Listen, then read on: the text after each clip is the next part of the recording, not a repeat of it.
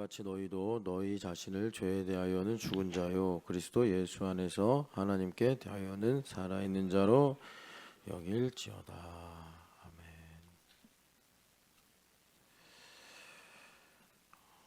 우리가 가장 행복하게 살 수 있는 방법이요 시작은 하나님을 중심으로 우리가 생각하고 또 이어서 말하고 행하면서 사는 것입니다.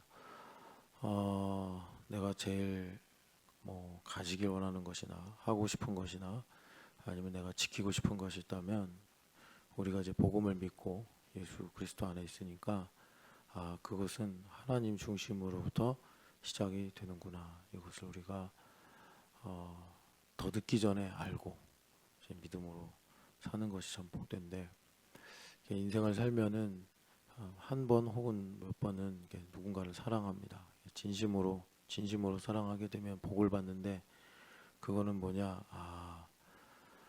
로마서 7장 21절을 깨닫습니다. 내 안에 한 법이 있구나. 그 법은 15절의 말씀대로 내가 원하는 것을 하는 것이 아니라 도리어 내가 미워하는 것을 하는구나.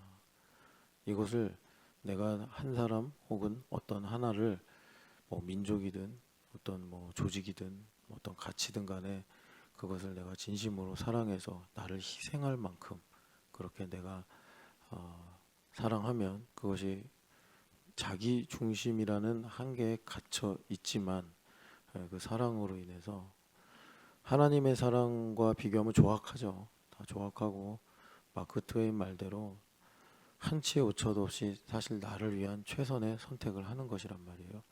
그럼에도 불구하고 그것이 나에게 주는 선물이 있는데, 그것은 나의 끝을 보는 것입니다. 내가 이렇게 사랑을 해봐야 결국은 나를 위한 거였구나.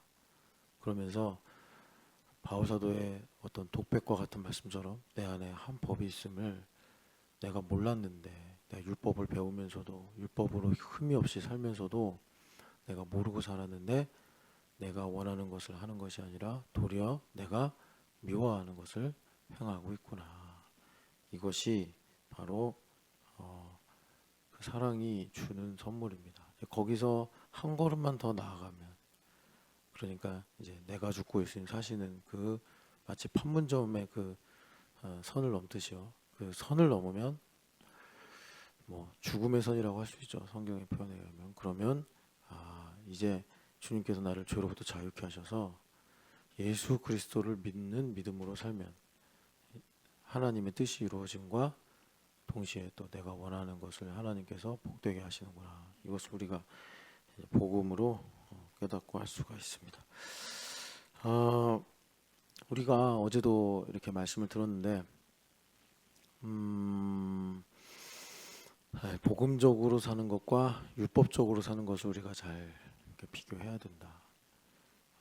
이건 꼭 이렇게 반대가 되는 건 아닙니다. 우리 삶을 구성하는 두 가지 성격이다, 이렇게 볼 수도 있는데, 우리가 할 수만 있으면, 듣고 깨닫고 순종할 수만 있으면 율법적으로 사는 것보다 복음적으로 사는 것이 좋다. 하나님께서 우리를 사랑하시기로 결정하신 것은 그걸 작정이라고 하죠. 신학적으로 작정하신 것은 바뀌지가 않습니다. 하나님의 뜻이기 때문에 그것을 바꾸시면 하나님께서 나는 스스로 있는 자다라고 하셔놓고 자기를 부정하는 셈이 되시기 때문에 절대로 하나님께서 작정하신 것은 변하지 않습니다. 그래서 바울사도가 그리스도 예수 안에 있는 하나님의 사랑에서 나를 끊을 수가 없다, 이렇게 이제 말씀을 하시는 거예요. 그래서 율법적으로 사는 삶하고 복음적으로 사는 삶하고 이게 양태가 두 가지가 나오는 거예요. 하나님의 사랑은 변함이 없고요. 그러니까 하나님의 사랑이 나에게 실감이 돼야 되잖아요. 우리는 영적인 존재이면서 동시에 육적인 존재라 기도도 필수적으로 해야 되지만 잠도 필수적으로 자야 된단 말이에요. 그게 우리 인간이에요.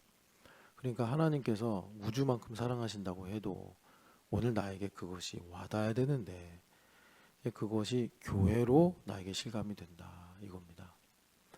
그래서 하나님 날 사랑하신다고 그랬는데 난 교회에 오면 실감이 안 되는데, 이제 이럴 수 있잖아요. 그거는 제 사랑을 느낌으로 생각해서 그렇습니다. 사랑은요, 조금 이따가 우리가 더 나누겠지만 하나님의 뜻이 사랑이에요. 하나님 자체가 사랑이시란 말이에요. 하나님 자체가. 그래서 요한 1서 5장 15절부터 17절까지 그래서 세상을 사랑하는 것과 하나님을 사랑하는 것은 양립할 수가 없다.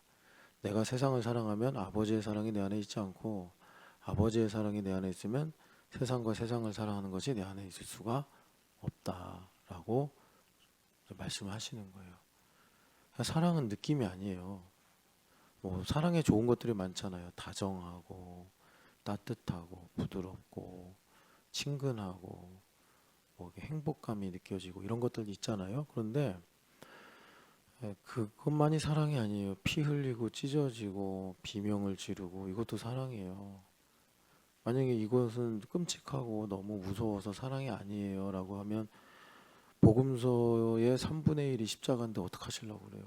그리고 하나님이 세상을 이처럼 사랑하사 하실 때 그 사랑이 독생자를 우리를 위해 이 땅에 보내셔서 엄청난 왕이 되게 하시고 좋은 옷 입히시고 맛있는 거 먹이신 게 아니라 정말 버려진 자처럼 건축자의 버린 돌처럼 사신 것이 하나님의 사랑이라고 이렇게 성경에서 압축을 하는데 어떡하시려고 그래요. 그러니까 우리가 이제 교회를 다니면서 말씀이 무엇이고 하나님이 어떤 분이고를 좀 알게 되면 사랑은 꼭 내가 좋게 느껴지는 것만이 사랑이 아니구나. 이걸 우리가 알면서 그러니까 하나님 나를 어떻게 사랑하셨나? 예수님은 왜 하나님의 사랑이신가? 어쩔 때는 의심도 해봐야 돼요. 이게 사랑이라고? 이러면서. 그런데 여하튼 하나님의 사랑은 이제 변하지 않고 그리고 영원하고 그리고 교회를 통해서 이제 실감이 됩니다. 그래서 교회는 참 신비로운 곳이에요. 교회가 느부갓네살이 지은 공중정원 같은 곳이 아니잖아요. 그죠? 미스테리한 곳이 아니란 말이에요. 교회는 그냥 뻔해요. 125-7번지에 가봐야 누가 있고 뭐 밥 먹고 사람들하고 떠들고 얘기하고 뭐 그것만 이제 하는 건 아니죠. 이제 본질적으로는 예배하고 또 기도하고 이제 믿음을 서로 나누고 하는 것이 이제 교회인데 근데 이제 제가 복음적인 것과 율법적인 것을 좀 사례로 들려고 이렇게 이제 교회를 말했어요. 그러니까 문제가 생겨서 교회 그늘에 들어온 사람이 있어요. 뭘 이렇게 좀 해요. 적절한 거리를 둬요. 그게 하나님께서 제단을 만들 때 연장으로 그 돌을 다듬지 마라 하셨는데 다듬는 거예요. 이렇게. 그거를 제가 볼 때 한 3년에서 5년 정도 우리 교회 다니면 견적 나와요. 내가 얼마나 자연스럽게 교회를 다녀야 되는가. 근데 그래 보니까 좀 속 시끄럽고 불편한 일들이 생긴단 말이에요. 그러니까 이제 이런 룰을 갖자. 이 이상은 넘어가지 말자. 이렇게 이제 나 룰을 만들어요. 그렇게 되면 그게 돌을 하나 딱 놓고 연장을 대가지고 내가 보기 좋게 깎아서 하나님 이게 제단입니다. 이러는데 여러분 제단은 이제 성막 만들 때 만드는 방법 말씀하시잖아요. 완벽해야 돼요. 근데 그 완벽함이 둘 중에 하나예요. 성막에서 쓰는 번제단처럼 하나님께서 말씀하신 명한대로만 하든가. 근데 그건 유일무이한 제단입니다. 제단을 내가 좋아서 한 3-4개를 만들고 싶다. 안 돼요. 번제단은 딱 하나만 있어야 돼요. 그리고 나머지 이제 하나님께서 우리의 상황을 아시니까 야곱처럼 자다가 이제 제단을 쌓고 예배하고 싶을 때 있을 거 아니에요. 그럴 때는 다듬지 말고 하나님께서 비와 바람과 여러 가지 뭐 자연을 통해서 다듬으신 그걸 가지고 예배를 해야 된다. 이렇게 가르쳐 주셨어요. 그러니까 자연스럽게 빚어 가야 돼요. 빚어져 가는 거예요. 그래서 아까 전에 우리가 함께 지어져 간다. 빚어져 간다. 하나님의 손으로 우리가 만들어진다. 이렇게 살아야 되는데 깎이는 게 기분이 안 좋은 거예요. 난 이거 안 깎았으면 좋겠는데 이거가 왜 손을 대는 거야. 하니까 이제 그렇게 딱 제한을 두고 울타리를 두는 거죠. 내 식으로 살겠음. 이렇게. 어쨌든 간에 그런 이제 룰들을 만들면 어떤 양상이 생기느냐. 하나님은 나를 10cm 가까이 두길 원하시는데 결과적으로는 내가 1m 혹은 뭐 3m 이렇게 이제 하나님과 거리를 두고 사는 삶의 양식을 만드는 거예요. 그러면요, 뭐 그래프 같아요. 서서히 내려가. 그러니까 위기가 와요. 아, 그럼 교회. 그러다 또 뜸해져. 사실 이게 인간적으로 생각하면 올 일이 없거든요. 그러니까 우리 교회는 조금 밀도가 높아요. 밀도가 높아서. 아니, 교회 일주일에 한 번 가면 되지. 무슨 뭐 매일 오라고 그래. 근데 매일 오라는 게 아니고 하나님 나를 얼마나 사랑하시는가를 한번 봐요. 예, 그러니까 하나님께서 사랑을 어떻게 표현하셨냐면 아예 제사장은 기업을 안 줘버리셨다니까요. 왜? 떨어지는 게 싫어서. 난 얘네들 너무 사랑하는데 얘네들한테 땅 주고 그래서 농사 짓게 하고, 어떻게 보면 사람들이 그러잖아요. 야, 정말 훌륭한 제사장이야.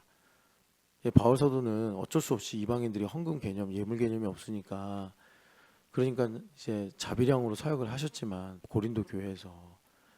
하지만 그러면서도 소도 말이야, 그 탈곡을 하면서 하나님께서 입에 망을 씌우지 말라고 그랬는데 내가 너희들에게 신령한 것을 심고 육으로 거둔다고 그래서 과하다 할 수 있냐, 이런 이제 말씀을 하신단 말이에요. 그런데 제사장이 그렇게 막 농사도 짓고 뭐 양도 소도 막 먹이고 이러면서 제사장 역할을 하면 사람들은 이야, 제사장 정말 정직하다 뭐 이럴 수도 있어요. 되게 훌륭한 제사장이다. 사람들이 드리는 예물을 의지하지 않고. 그런데 하나님 보시면 완전 엉터리란 말이에요. 제사장 같지도 않은 게. 그러시면서. 근데 요즘에 그게 너무 교회가 힘들어서 투잡을 뛰시는 목사님들이 가끔 계신데 그걸 염두에 두고 하는 말은 아닙니다. 그런 분들은 함부로 말하면 안 되고. 여하튼간에 제사장을 사랑하시는 방법이 하나님께서 아무것도 안 주시고 꽁꽁 묶어버리신 거라니까요. 심지어 옷도 너는 함부로 입지 마. 먹는 것도 네 맘대로 먹지 마. 그게 하나님 사랑이라고요. 그러니까 제사장의 은혜를 모르면 답답하네 이거. 내가 왜 하필이면 레위 집안에서 그것도 아론의 자손으로 태어나가지고 이 고생을 하나 이런다니까요. 여러분들이 율법과 은혜를 가지고 하나님의 사랑이 무엇인가를 잘 생각해야 돼요. 그러니까 하나님 중심으로 생각하면 여러분 주신 것이 아니라 안 주신 게 감사하라니까요. 기가 막힌 거예요. 알고 보면 안 주신 게 감사네. 건강을 안 주신 게 감사네. 물질을 안 주신 것이 감사네. 나도 아프면 힘들 거 아니에요. 나 자신도. 그런데 하나님은 얼마나 아프시겠어요. 왜 안 주실까? 왜 나한테 물질을 안 주실까? 말하자면 깊은 뜻이 있는 거 아니겠습니까? 하나님께서 깊으신 뜻이. 뭐 하나님께서 아들까지 주신 마당에, 여러분 로마서에 나오잖아요. 뭐가 아까워서 안 주시겠냐고. 근데 우리 맨날 뭐 안 준다고 뭐라 그러는데, 그러니까 주님께서 내가 고민하여 죽게 되었으니 이런 말씀을 하시는 거예요. 조금 이따 이제 겟세마네 얘기 좀 하려고 그러는데 어제 하다가 말아서. 그러니까 예수님께서 다른 일로 예수님께서 뭐 고민하고 죽으실 만큼 힘드시겠어요? 우리가 그러니까 하나님께서 예수님께서 힘드신 거지. 그래서 우리가 복음적으로 산다. 이건 뭐냐면 하나님 나를 사랑하시기로 작정하셨어요. 그래서 제가 참 여러분들이 어떻게 이해하시고 소화하시는지 모르겠는데 제가 거반 우리 교회 한 90% 정도 로열 프리스트로 부르셨다. 진짜 이거는 로열 프리스트로 부르셨다.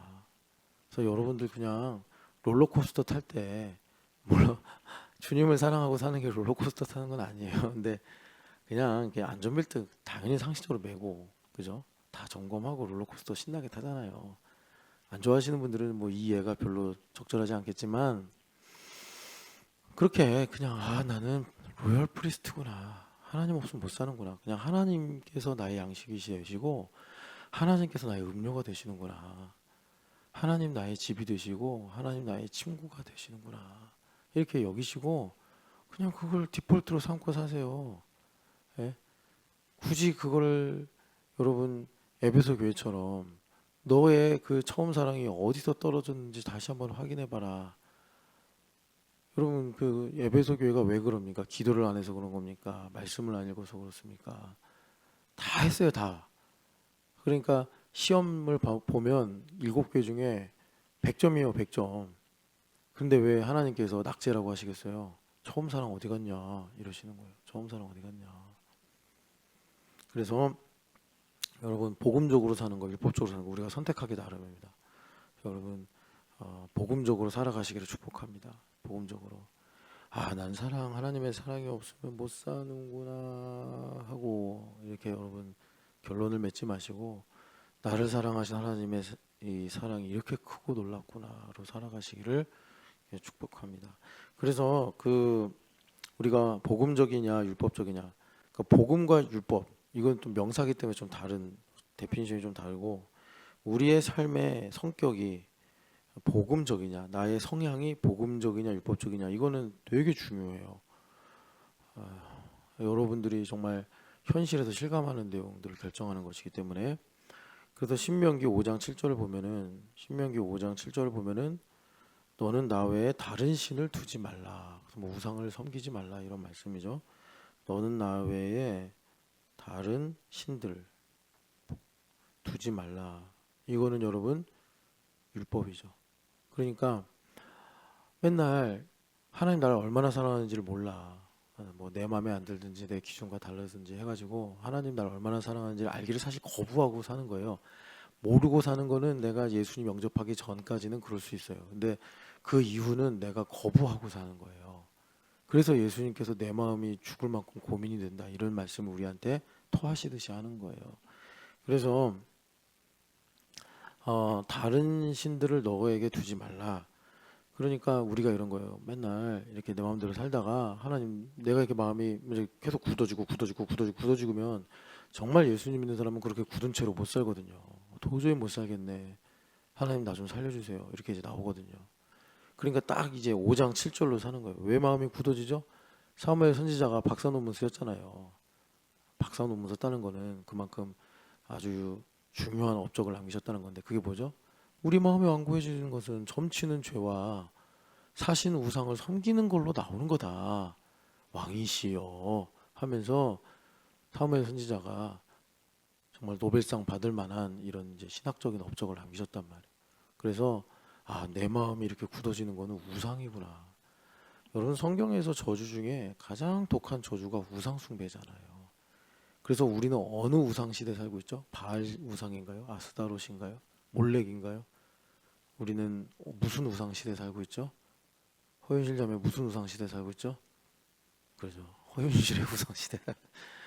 허윤실 나르시시즘. 내가 오늘 허윤실 자매 새벽 예배 안 나오면 경을 치려고 그랬어요. 동물원이 웬 말이냐 이 동물 같은 사람아 하면서, 제가 그렇게 피곤하고 힘든 사람이 왜 가냐. 신집사님 그러더라고. 나 아내가 동물원 간다니까 주일날에 집안 청소나 좀 하지. 그러더라고요. 집안 청소나 좀 하지. 그러면서 슬쩍, 평소에 말을 못 하는데 이제 목사님 앞이니까 슬쩍 이제 한번 이렇게 잔소리 해본 거죠. 예. 근데 어제도 겨우 아이들을 데리고 얼굴 보니까 완전히 피곤이 가득하신데, 그러니까 이 두 아들이 알지 모르겠어요 나중에. 근데 남자애들한테 잘해줄 필요 없어요. 여자친구 생기면 그냥 이제 여자친구가 전부예요. 엄마 기억도 안 해. 여기 있는 남자들한테 다 물어봐.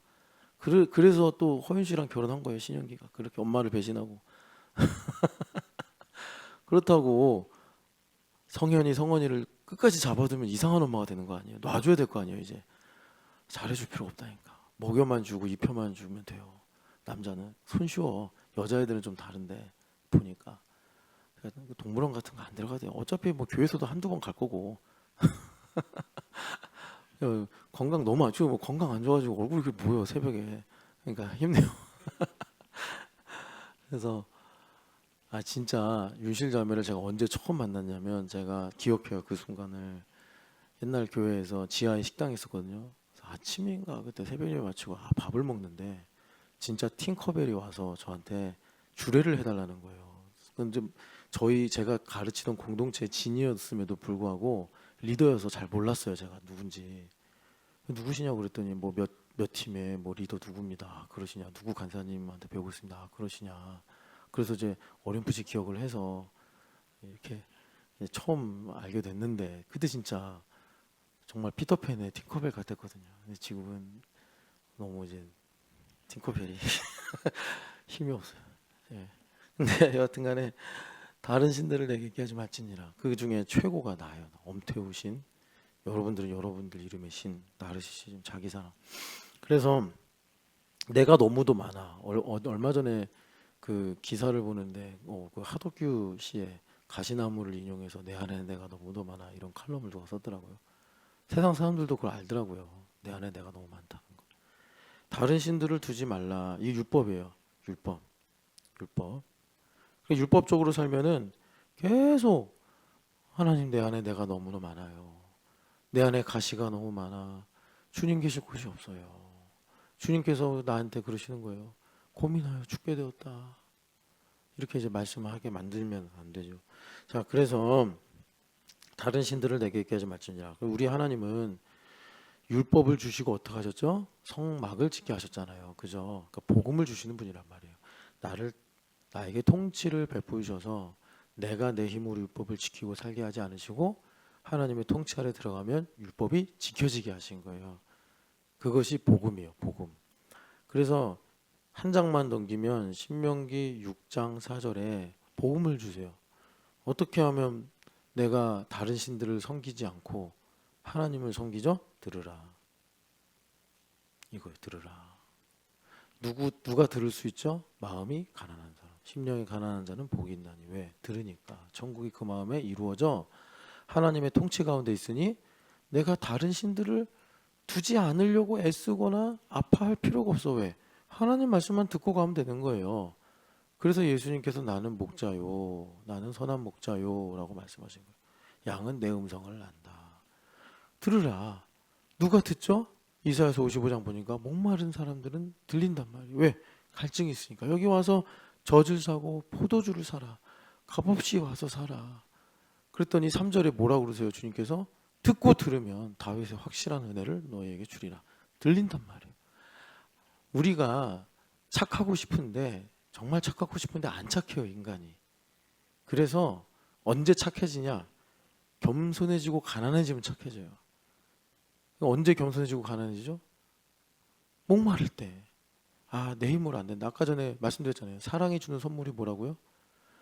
이 땅의 사랑은 하나님의 사랑하고 비교하면 조악해. 하나님의 사랑은 영원하고 우리의 사랑은 뭐 아무리 대단하다 하더라도 죽으면 땡이고 죽기 전에도 내가 정말 막 이게 엎치락 뒤치락 그러면서 사랑한단 말이에요.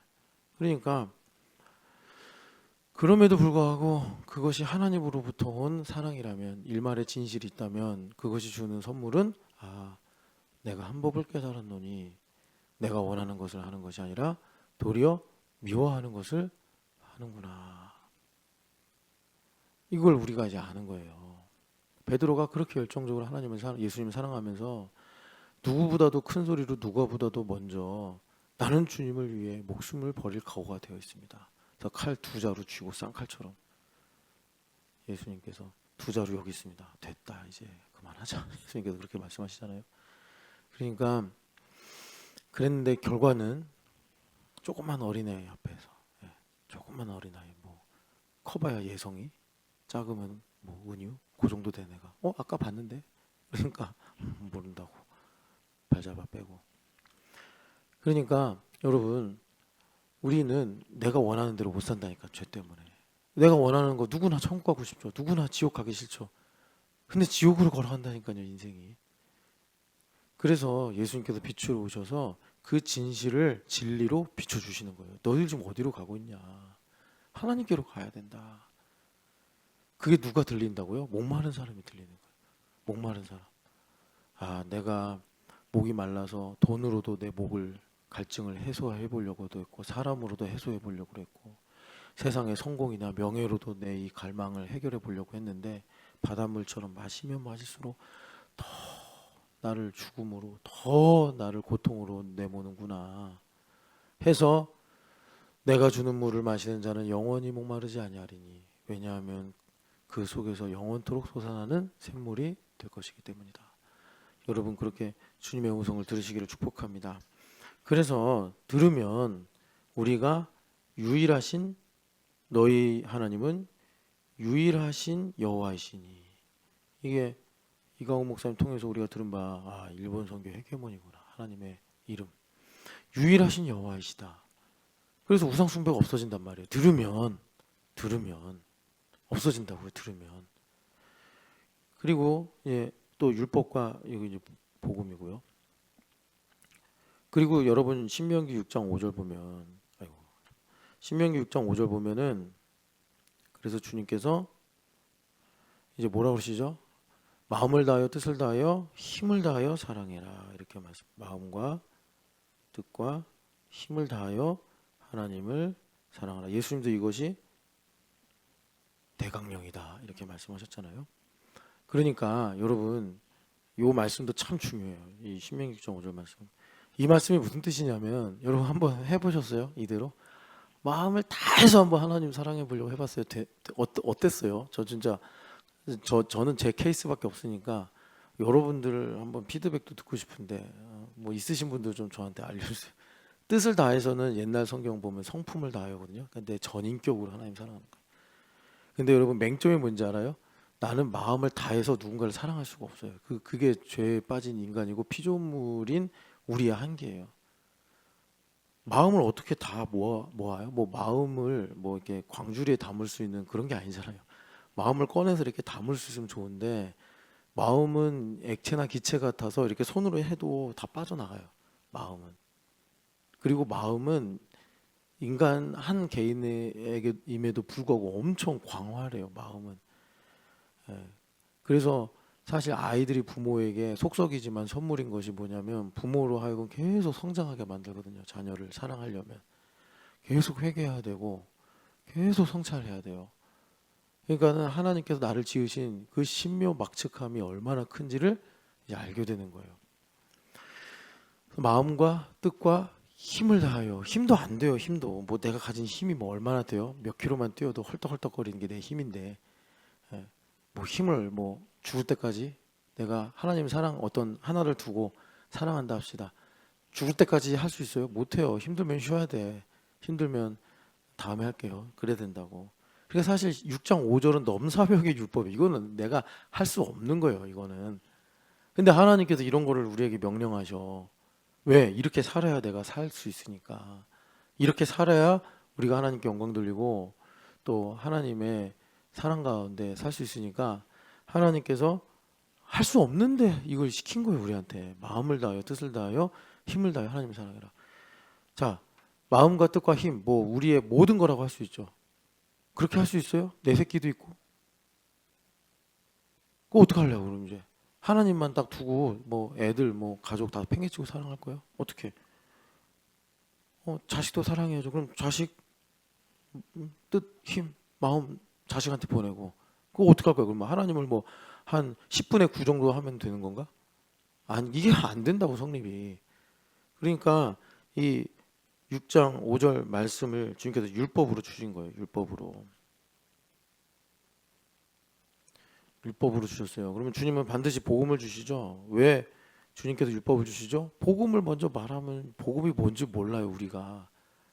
제가 어제 아이들하고 못 가는구나. 토요일날 아이들만 가야 하는 그 민속촌을 갔다 왔는데 거기에 아무래도 시골이니까 땅은 한계가 있고 그래서 조그만 미니 논을 만들었더라고요. 미니 논. 그래서 지금쯤이면 이제 모 심기 할 때잖아요. 그러니까 한쪽에 이렇게 모들을 모아놓고 그리고 이제 물된 논이 있더라고요. 미니요, 미니 조그만 거 애들 관찰하라고.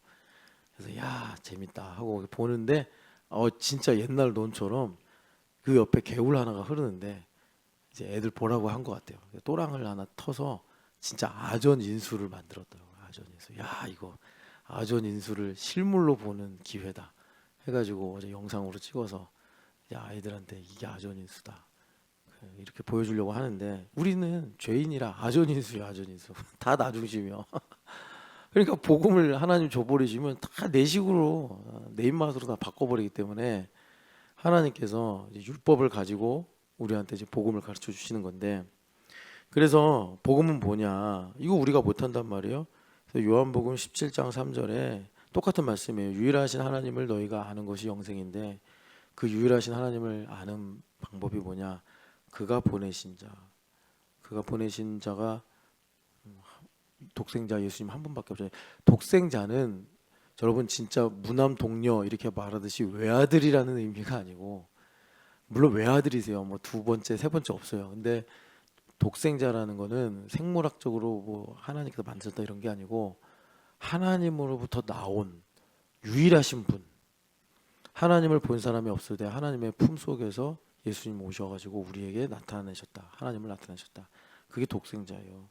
그래서 독생자 예수 그리스도 이분을 믿으면 요게 된다. 이게 복음이에요.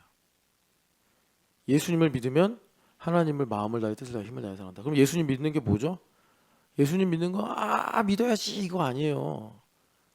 우리 선조들이 진짜 잘했는데 그냥 교회가 돼서 사는 거예요. 교회가 돼서 사는 거예요.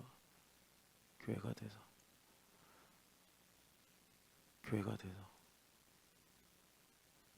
사는 거예요. 이거 예를 들으려고 말씀드린 거. 어제 가는데 박윤희 집사님하고 배수희 집사님 가더라고요. 근데 박윤희 집사님이 자기는 뜨겁게 놀지도 못하고 그렇다고 주님을 잘 믿지도 못하고 어중간하게 살았어. 막 이게 자기의 이제 젊을 때를 회고하면서 뜨겁게 못 놀아서 아쉬운 건지 주님을 열렬히 믿지 못해서 죄송한 건지 모르겠어요. 애매하게 세상을 더 놀아봤어야 되나 뭐 이런 얘기인 것 같기도 하고 하여튼 그러더라고요. 그러면서 소희야 너는 어떻게 살았어? 근데 배수 집사님이 가만히 생각을 했나 봐요. 저는 이제 운전하면서 들었는데 가만히 침묵이 흐르더라고요. 그러니까 보니까 그냥 교회 다닌 거예요. 교회 다닌 거. 그래서 뭐 대학 올라와서 수보원 교회 다니고 뭐 그래서 또 어디 교회 다니고 그래서 어디 교회 다니고 그래서 소희 집사님이 그러더라고요. 난 생각이 없었나 봐. 뭐 이렇게 얘기하더라고요. 근데 그 교회 그냥 교회 다니는 거 예수님 믿는 거예요. 그냥 교회를 그냥 문턱만 왔다 갔다 넘는 게 아니라 마치 세상 사람들이 보면 생각이 없나? 뭐 이렇게 보일 정도로 그냥 교회에서 운동회하면 운동회하고 선교하면 선교하고 뭐 또 예배한다면 예배하고 부흥회하면 부흥회하고 그러고 사는 거예요. 우리 선조들이 그렇게 살았다니까요. 그랬더니 나라도 없는 민족이 나라를 다시 일으키고 여러분 우리나라 내가 맨날 외우려고 그래도 잊어버려. 우리나라 제일 술주 품목이 설탕이었어요. 설탕은 수입품이었나? 하여튼간에 뭐 이상한 그거 있어요. 그러니까 그걸 두고서 하는 말이 이런 나라랑 미국이 그 당시 초강대국 지금도 초강대국인데 그 당시 초강대국인 미국이 왜 서로 상호 방위 조약을 맺냐 이거 기적 아니냐. 상호 방위 조약은 내가 힘들면 너가 도와주고 너가 힘들면 내가 도와줄겠는데 지금 미국은 독일도 이기고 세계를 제패한 상황인데 아니 이제 국권을 잃어버렸다가 어부지리로 회복한 이 대한민국인지 조선인지 알 수 없는 이 나라 수출품이라는 게 뭐 설탕 같은 거예요. 나도 정확하게 지금 그 품목이 생각이 안 나는데 야 진짜 GDP로 보면 비교도 안 되는 그런 나라. 아니 그 여러분 아시잖아요. 우리 세계사 때 배웠잖아요. 일본은 지정학적 위치 때문에 극동 방어선으로 무슨 선언 있잖아요. 뭐 에치슨인가 뭔가 내가 기억이 안 나는데 그거 해가지고 일본까지는 우리가 태평양 방어선으로 이제 우리 나와바리로 포함한다 하는데 그래서 김일성이 오판을 해가지고 6.25 전쟁이 일어난 거 아닙니까? 우리나라가 그런 나라인데 그런데 그 뭡니까 그 상호방위 조약을 맺은 이게 말이 되냐? 지금 이제 트럼프가 각성해서 내놓으라는 거 아니에요? 그동안 70년 동안 너네 나라 한테 제공한 특혜 내놔라 뭐 이제 이러는 거 아닙니까? 그런데 여러분 그게 다 사실은 뭐 정치인이 훌륭해서거나 뭐 정주영 씨나 뭐 이병 누구죠? 하여튼 그 삼성이 훌륭해서가 아니라 정말 우리 선조들이 교회를 다녀서 그런 거예요. 교회를 다녀서 교회가 돼서 예수님 잘 믿어서 아니 하나님 은혜 아니면 이게 어떻게 설명이 되냐고. 미국이 무슨 여러분 미국인이 뭐 어떤 나라예요? 역사도 없고 문화도 없는 나라 아니에요? 뭐만 있어요? 정치만 있는 나라. 그래서 미국인은 정치적 동물이라고 그러잖아요. 유럽 사람들이 말하는데 그런 나라가 그 정치적인 그 저기에 뭐랄까 자기 스텝이 꼬여가지고 우리나라랑 상호 방위 조약을 맺는 바람에 여기까지 온 거예요. 그러니까 트럼프가 이렇게 보면 억울하죠. 예, 미국의 국부가 사실은 한국으로 넘어온 거니까 수없이 참 하나님의 은혜죠. 은혜죠. 그러니까 참 그 예수님을 믿는다는 게 어떤 건가? 우리는 역사로 가지고 있단 말이에요. 역사로. 그래서 우리가 그렇게 교회가 되어 살면 주님께서 오늘 중요한 거예요. 여겨주신다고. 뭐로 여겨주셔요? 마음을 다하여 뜻을 다하여 힘을 다하여 하나님을 사랑하는 걸로 11절 말씀대로 여겨주신다라는 거예요. 이 여겨주신다는 거는 하나님께서 말씀을 근거로 나를 보신다는 거예요. 진짜 내 모습이 아니고 진짜 내 의도와 진짜 내가 행한 어떤 결과를 가지고 나를 주님께서 객관적으로 보시는 게 아니라 사실 객관적으로 안 본다는 말도 좀 부족한데 하나님께서 주신 법을 근거로 보신다는 거예요. 나를 의롭다고 여겨주시고 거룩하다고 여겨주시고 그리고 나를 하나님의 자녀라고 여겨주시는 거예요.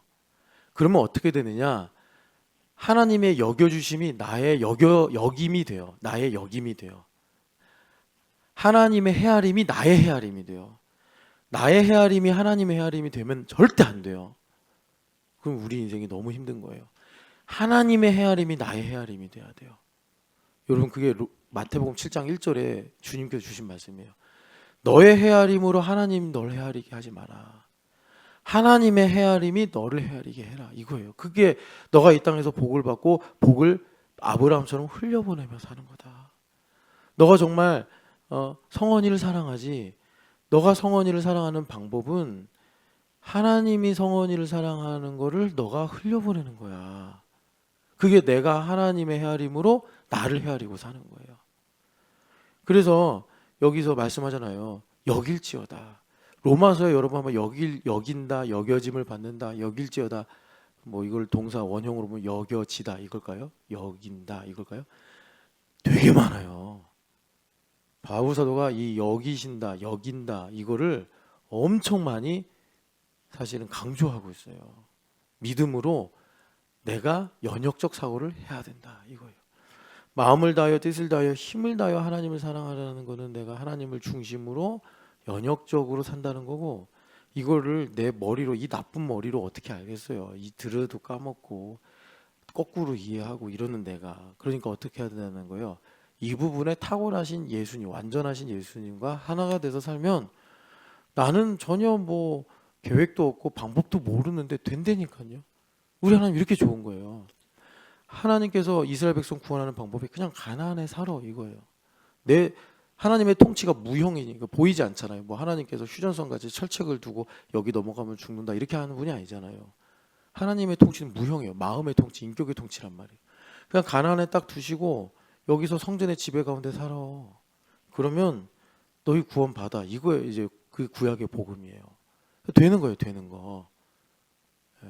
그러니까 마찬가지예요. 지금도 주님께서 그것을 이제 우리한테 모형으로 보여주신 거죠. 그 교회의 모형으로.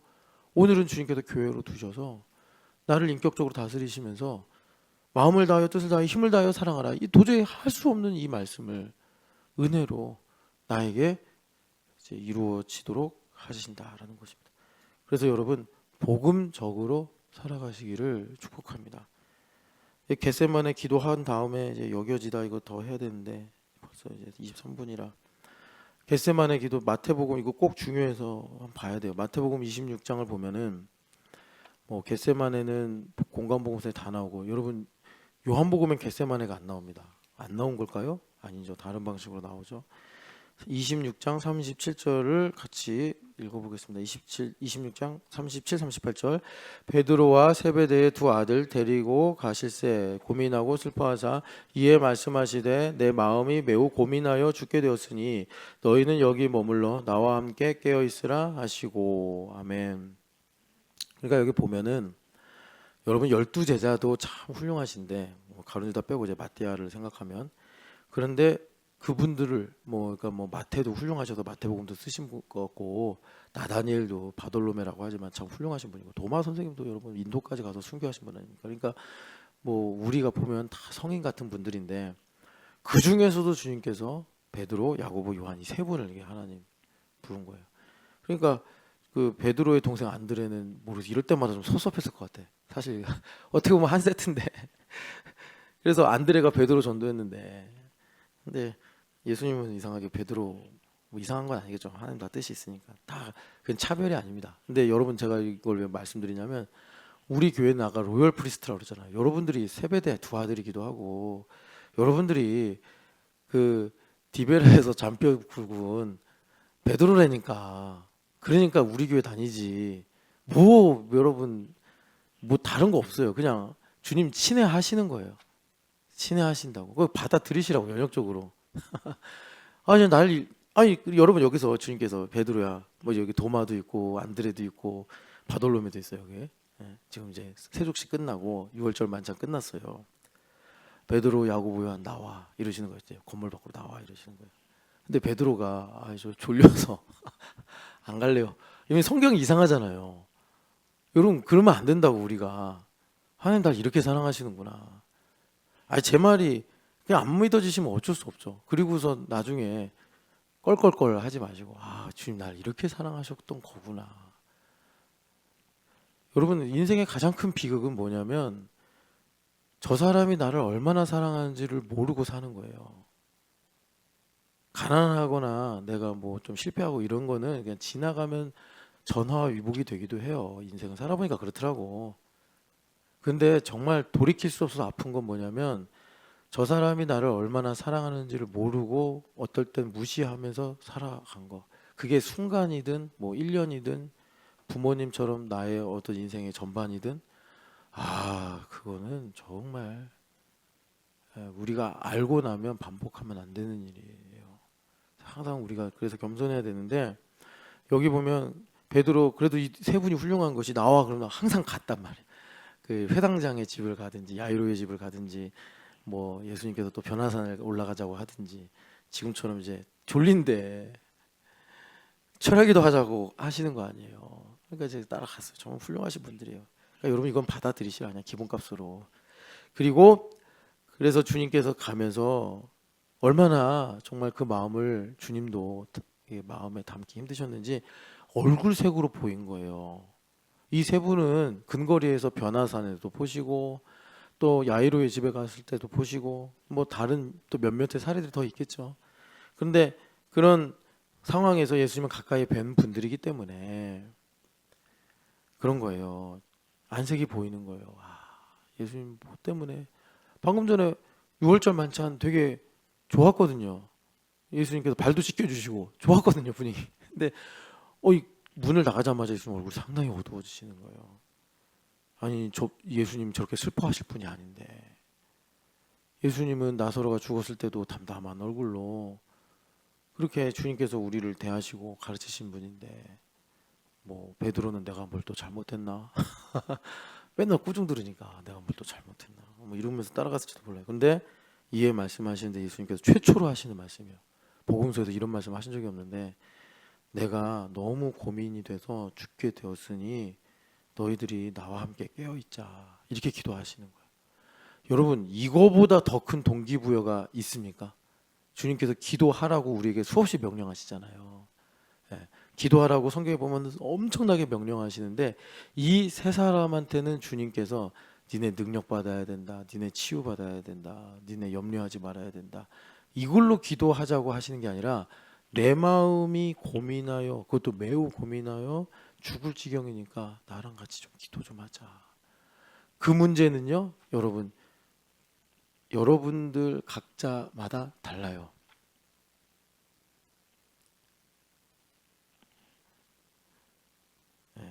믿지 않는 내 부모님 때문에 주님께서 내 마음이 심히 고민하여 죽게 되었으니 내 마음을 나누자 이러실 수도 있어요. 일본에 내가 이름도 모르고 얼굴도 모르는 그 영혼을 때문에 어느 날 예수님께서 내 마음이 그 영혼 때문에 심히 고민하여 죽게 되었으니 나와 함께 기도하자 이러실 수도 있어요. 아니면 여러분들이 사랑하시는 자녀 때문에 진추나 내 마음이 담비를 생각하면 심히 고민하여 죽게 되었으니 너가 나와 함께 기도하자.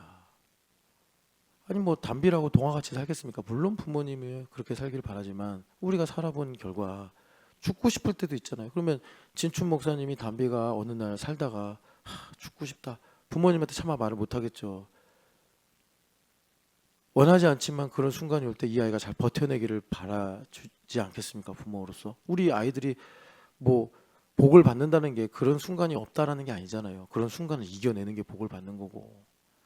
그러니까 어느 날 주님께서 이제 때가 됐다 해서 어느 한순간 우리에게 그런 기도로 부르시는 초대하시는 거죠. 나랑 왜냐하면 담비가 물론 진춘 목사님의 딸이지만 원래 하나님 딸이잖아요. 하나님 딸인데 진춘 목사님한테 맡겨주신 거지. 잘 좀 가르쳐줘. 부탁한다. 천국으로 잘 인도해라.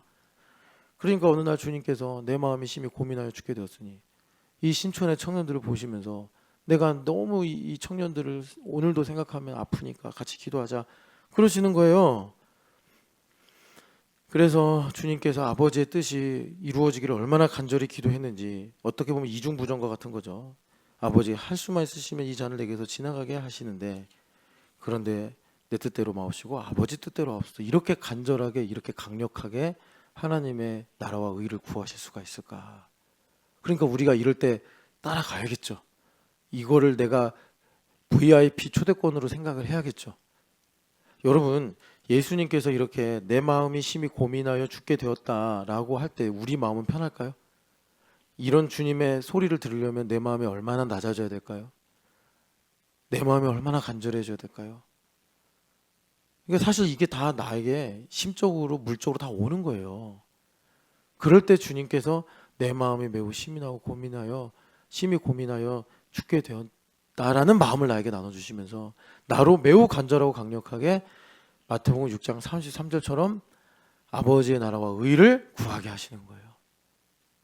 이렇게 하나님 앞에 애절하게 기도할 수 있냐고. 예수님께서 지금 무슨 욕심 때문에 가시에 찔리시는 아픔 때문에 이렇게 잔을 내게 해서 지나가게 해달라고 하시는 게 아니잖아요. 그죠? 그랬는데 제자들이 따라는 왔는데 안 되네. 그러니까 주님께서 시험에 들지 않도록 깨어 기도하라 하시면서 여기 마음인데 마음이 아니라 사실 영이에요. 영으로는 원인데 육신이 약하다. 적용적으로 말하면 내 육신이 자기 중심이 너무나 강해서 하나님 중심으로 하려는 영이 힘을 못 쓴다. 이렇게 말씀하시는 것입니다. 그래서 여러분 제가 원래는 이 말씀을 뭐 본문으로 정해서 설교할 계획이 없었는데 어제 겟세마네 기도가 문득 지나가듯이 나왔고 그래서 어제 하루 종일 기도하면서 하루 종일이 아니라 새벽에 기도하면서 묵상하고 하루 종일 묵상을 하는데 아 이거 하나님께서 전하라고 하신다 해서 오늘 이 여길지어다 이 흐름에 맞춰 넣은 건데요. 그래서 여러분 여기서 한 시라고 하잖아요. 이 옛날 성경 보면 시간이 아니라 시거든요. 그래서 여러분들이 성경 읽어보면은 뭐 제6시, 제4경 막 이런 말이 나와요. 왜 밤에는 경이라고 그러고 낮에는 시라고 그러냐면 낮에는 6시부터 저녁 6시까지 로마 법대로 시간을 계산했어요. 그래서 뭐 제3시 하면은 6시고 뭐 이래요. 그러니까 제3시 하면 9시 그렇게 돼요. 그러니까 12시간으로 움직여요. 12시간으로 낮에는. 그러니까 우리랑 똑같아요. 원아워. 근데 밤에는 경으로 움직여요. 3시간이 1경이에요. 그래서 우리나라 옛날에도 저기서 뭐 경 이렇게 치면서 그렇게 이제 시간을 알렸잖아요. 그러니까 예수님께서 사경에 무리를 걸어오셨거든요. 그럼 그거는 대충 보면 새벽 3시나 새벽 3시에서 5시 사이에 예수님께서 무리를 걸어오신 거예요. 그러니까 예수님은 꼭 그럴 때 나타나는 걸 좋아해. 가장 어두울 때 그리고 가장 밝음이 오려고 할 때.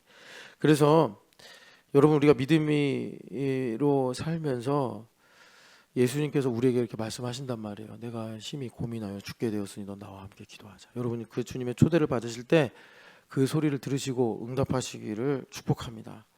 그래서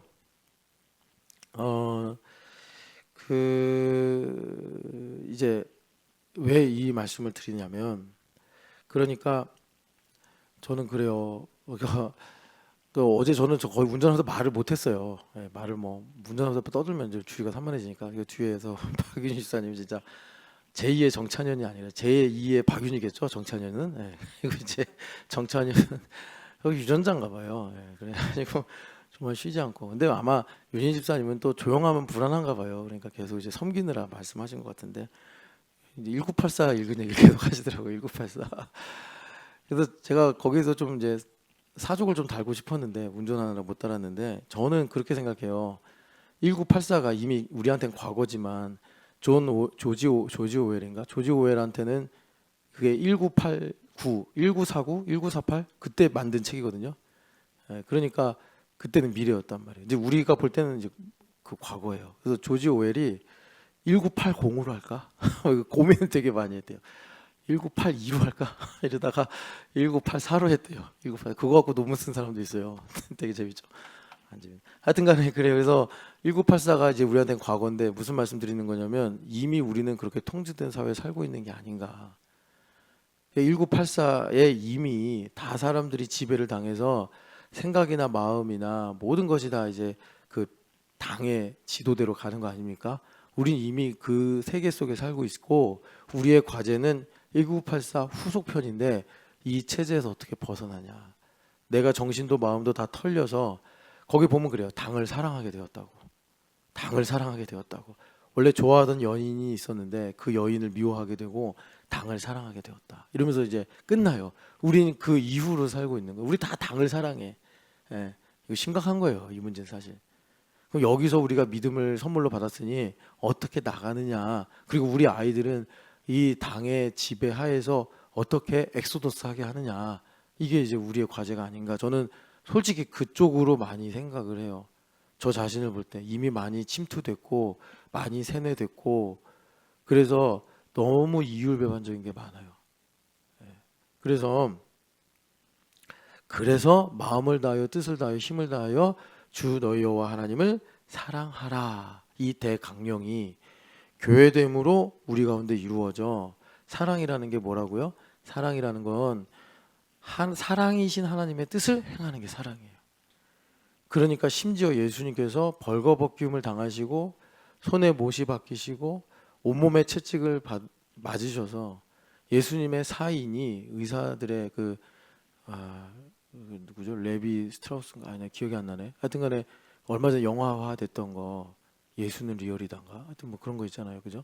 그게 실화인데 그 사람이 그러잖아요. 예수님이 거짓이라는 걸 밝혀내려고 심리학자, 역사학자 다 찾아가는데 의사를 찾아갔어요. 근데 의사가 이 의사한테 물과 피가 쏟아진다는 게 말이 되냐 했더니 아 이거 말이 된다. 예수님의 사인은 내가 볼 때 이 심장 쇼크 사일 것이다. 왜냐하면 채찍에 너무 많이 맞아서 그 과다출혈이 돼가지고 예수님께서 그렇게 일찍 돌아가신 것이다. 원래 사람을 매달면 길면 7일, 짧으면 며칠이 걸려 죽는데 예수님은 그래서 6시간 만에 돌아가신 것 같다. 심장 쇼크사로. 그러니까 그게 사랑이래요. 하나님께서.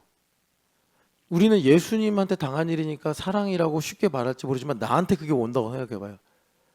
그걸 누가 쉽게 사랑이라고 말할 수 있겠어요? 근데 하나님 그러신 분이라니까. 물론 그 이후에 하나님께서 존귀하게 하시고 예수님을 영광으로 옷 입혀주셨죠. 그러니까 사랑이라는 건 뭐냐면 하나님의 계명을 행하는 게 사랑이다. 그래서 여길지어다가 왜 이렇게 중요하냐 지금. 왜냐하면 이 여길지어다가 우리가 그동안 많이 들었던 말씀으로 표현으로 바꾸면 연역적으로 생각해라 이겁니다. 연역적으로 생각해라. 그래야지 여러분 아까 우리가 읽었던 로마서 11장 이하 나의 몸을 오늘 나의 시간, 나의 말, 나의 행동의 모든 것을 의의 무기로 드릴지 죄의 불의의 무기로 내가 뺏길지 사실 내준다고는 하지만 뺏기는 거죠. 원수막의 속임에 넘어가서. 여러분 우리는 선택할 수 있는 자유가 있습니다. 그 시작이 여길지어다요. 그런데 여러분 내 생각으로는 내가 거룩하다 거짓말이에요. 내 생각으로 내가 의롭다 거짓말이에요. 어떻게 해야 되죠? 성령 하나님으로 교통하여 어떻게 해야 되죠? 우리가 사도신경 고백하잖아요. 이거 마지막에 중간에만 하려고 했더니 하나님 보좌 우편에 계시다가 주로서 산자와 죽은 자를 심판으로 오시리라. 성령을 믿사오며 그 다음에 뭘 믿죠? 성령을 믿으니까 거룩한 공회와 성도가 서로 교통하는 것과 이 두 가지. 그래서 우리가 여겨진다고. 거룩한 공회가 뭐예요? 교회잖아요. 교회됨을 내가 믿고 교회가 되어서 서로 함께 지어져 가는 걸 믿고 성도가 서로 교통하는 것과 그래서 죄 사함을 받은 것과 몸이 다시 사는 것과 영원히 사는 것을 내가 연역적으로 믿사옵나이다. 여겨지옵나이다. 그렇게 될 때 우리가 나를 향한 하나님의 뜻과 계획이 무엇인지 알고 선택하며 복되게 살아갈 수 있다. 주님께서 우리에게 말씀하세요. 자, 연역적 사고의 두 가지 사례만 말씀드릴게요. 첫 번째 뭐냐? 여러분 우리가 10가지 일 중에 10가지 다 잘할 수 없어요. 우리가 교회가 되어서 살면 받는 복이 뭐냐면 대표성으로 살아요.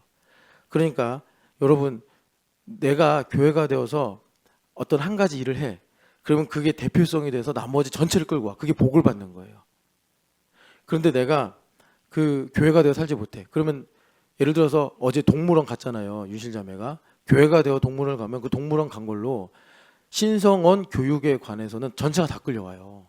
그게 하나님의 다스리심이에요. 신성원이 미래에 공부하는 거, 미래에 좋은 선생님을 만나는 거, 미래의 유혹을 이기는 거 다 끌려온다고. 교회가 되어 살면은 어제 동물원 가는 일이 그런 성격을 가지고 나의 삶에 이루어진단 말이에요. 대표성. 그런데 내가 중심에서 동물원 가면 동물원 가서 즐거운 거 빼고는 아무것도 없는 거예요.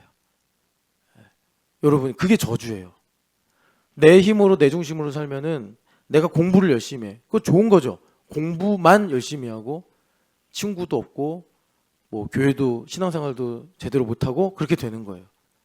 그런데 내가 교회가 되어서 하나님의 방법으로 공부를 해야지 하면은 이 공부를 하는 것 자체가 나의 삶을 다 끌고 오는 거라고. 하나님 그게 복을 주시는 거예요. 이게 연역적 사고예요. 그리고 예수님께서 수없이 말씀하신 건데 연역적 사고, 여러분, 내가 즐거운 일을 해서 기쁜 게 아니에요. 그러니까 하나님이 일을 하니까 하나님의 다른 이름이 기쁨이시거든요. 그러니까 예수님께서 내 기쁨을 너에게 주겠다 계속 얘기하시는 거예요. 기쁨인 하나님이 오셔서 내가 그냥 기쁨이 돼. 그걸 뭐라고 그래요? 기쁨의 샘이 내 안에 열렸다 이러는 거예요. 내가 즐거운 일을 해서 기쁨을 얻으려고 해봐. 여러분 해봤잖아요. 20대 때 많이 해봤잖아. 기쁨이 진짜 있던가요? 안 되는 거 여러분 다 알잖아요. 오히려 기쁘고 나서 더 쓸쓸해지고 더 절망적이 되잖아요. 그러니까 복음은 뭐예요? 내가 기쁨 자체가 되는 거야. 어떻게 기쁨이 되죠? 기쁨이신 하나님의 일을 하는 거예요. 그러면 슬픈 계절이 와도 나는 기뻐. 잎사귀가 마르지 아니하며 철을 따라 열매를 맺는다. 여러분 이렇게 연역적으로 살아가는 우리가 됩시다. 사랑하는 하나님 아버지, 교회가 되어서 하나님 복음적으로 살게 하시고 하나님께서 나를 의롭게 거룩하게 자녀로 복되게 여기시는 것이 성령 세례로 말미암아 성령 충만하여 나에게도 여겨지며 고백하게 하여 주시옵소서. 하나님 아버지, 그래서 나의 삶에 하나님의 통치가, 하나님의 은혜가 임하게 하여 주시옵시고, 하나님 아버지, 또 우리 신촌영학교에게 특별히 말씀하신 바 내 마음이 심히 고민하여 죽게 되었으니 넌 나와 함께 기도하자 하시는 그 주님의 음성을 듣고, 아버지 하나님, 그게 1경이든 1시간이든 하나님 앞에 기도하는 저희들 되게 하여 주시옵소서. 부활하신 예수님의 이름으로 기도합니다.